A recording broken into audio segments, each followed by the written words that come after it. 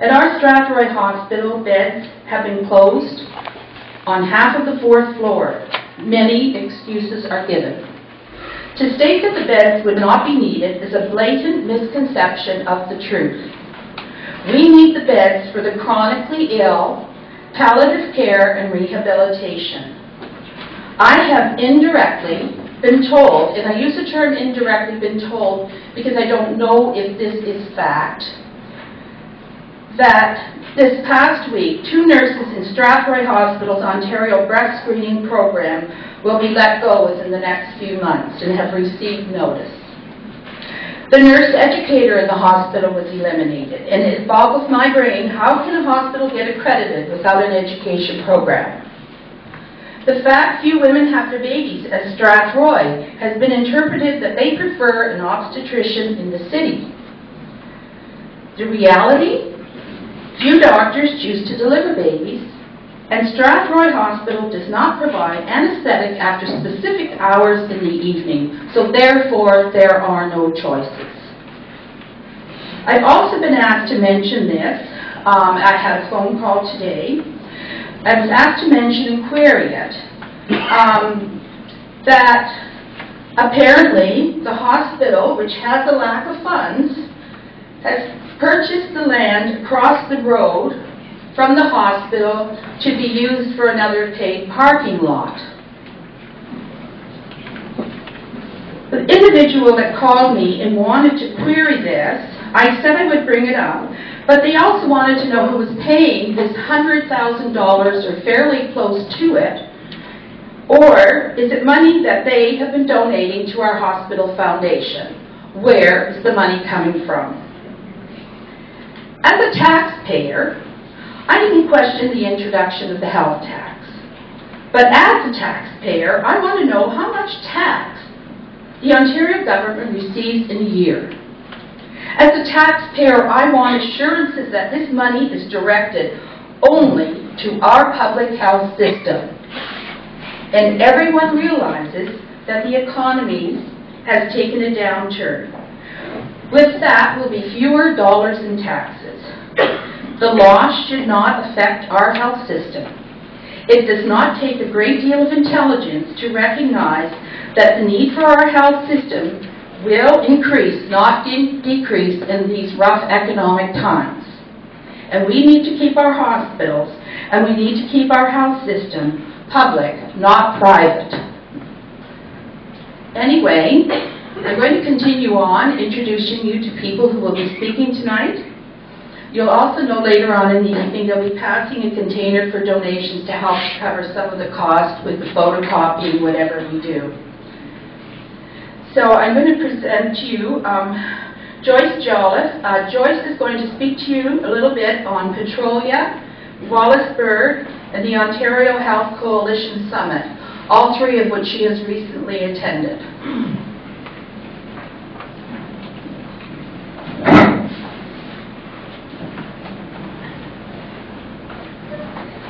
I would like to thank all of you for coming tonight because it's very important that we have your support. I'm going to start off with the town hall meetings first. First Petrolia, and then Wallaceburg, and then I'll explain what took place in Toronto. About 200 people attended the meeting in Petrolia.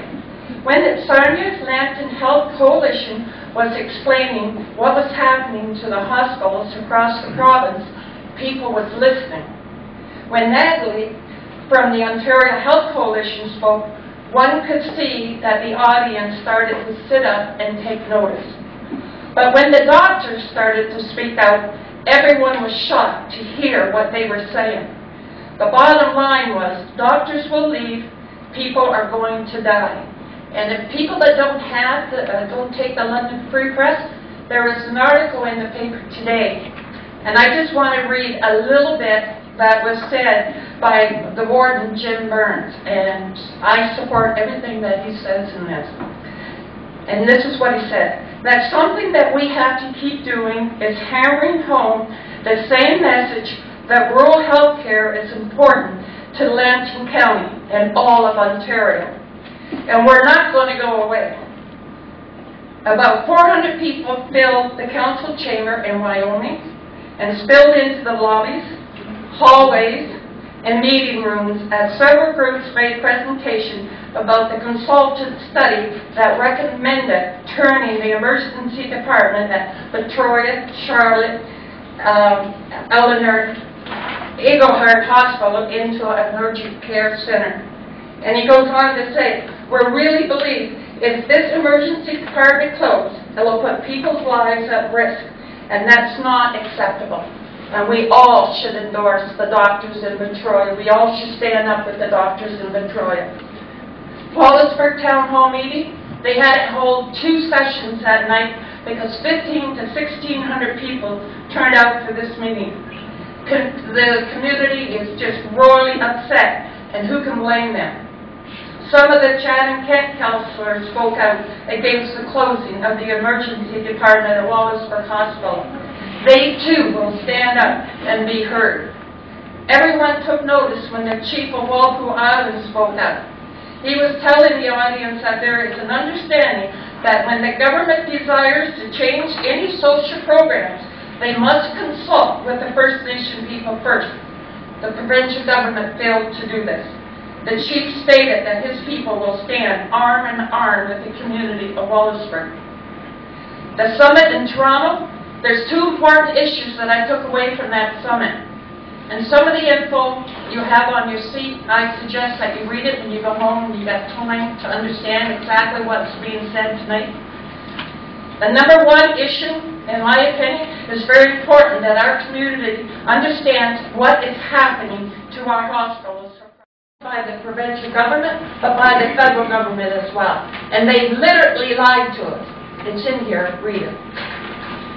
We are now in the biggest and the deepest round of hospital restructuring that we have seen since the deep cuts of the hospital by the Harris government in the mid-1990s. The province is changing the funding formula for hospitals to move away from global budgets.